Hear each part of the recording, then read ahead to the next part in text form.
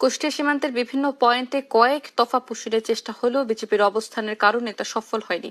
এ নিয়ে জানাতে কুষ্টিয়া থেকে যোগ দিচ্ছেন সহকর্মী নাহিদ হাসান তিতাস। আমরা যুক্ত হচ্ছি। তিতাস, নিশ্চয়ই শুনতে পাচ্ছেন আমাকে। কুষ্টিয়া সীমান্তের আজকে সবশেষ পরিস্থিতি কেমন দেখছেন এবং টহল আসলে কতটা জোরদার সেখানে জানাবেন।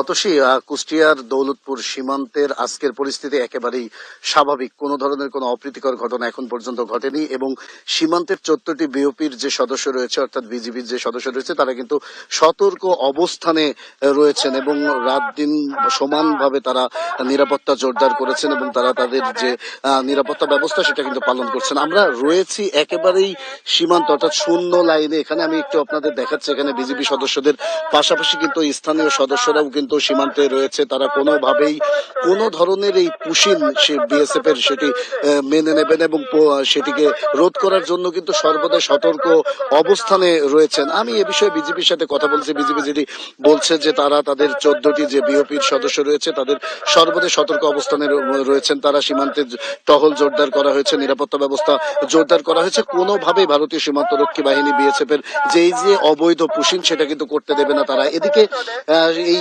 বিজিবির পাশাপাশি কিন্তু সাধারণ যারা স্থানীয় জনগণ সীমান্তবর্তী রয়েছে তারাও কিন্তু বিজেপিকে সহযোগিতা করছে। তারাও এখানে সর্বদাই সীমান্ত পহরা দিচ্ছেন এবং তারাও বিএসএফ এর যে অবৈধ যে পুশিন সেটি ঠেকাতে কিন্তু কাজ করছেন। আমি স্থানীয়দের সাথে কথা বলেছি। স্থানীয়রা যেটি বলছে যে আসলে তারা তাদের রক্ত দেবে, জীবন দেবে, তারপরেও কিন্তু তারা কোনোভাবেই এই সীমান্তে দিয়ে একটি পুশিন বা অবৈধ মানুষ অনুপ্রবেশ করতে দেবে না, এমনটি আমাদের জানিয়েছেন। আপনি দেখতে পাচ্ছেন বিজিবি সদস্যরা কিন্তু এখন পর্যন্ত সীমান্তে টহল অব্যাহত রেখেছে এবং এটা শুধু দিন নাই, দিন রাত 24 ঘন্টায় কিন্তু বিজিবির যারা সদস্য রয়েছে তারা কিন্তু ভারতীয় সীমান্তরক্ষী বাহিনী বিএসএফ এর পুশিন রোধে কিন্তু কাজ করে যাচ্ছে। এই ছিল কুষ্টিয়ার দৌলতপুর সীমান্ত থেকে আমার কাছে সর্বশেষ খবর। অতসী, আপনাকে ধন্যবাদ জানাচ্ছি তিতাস।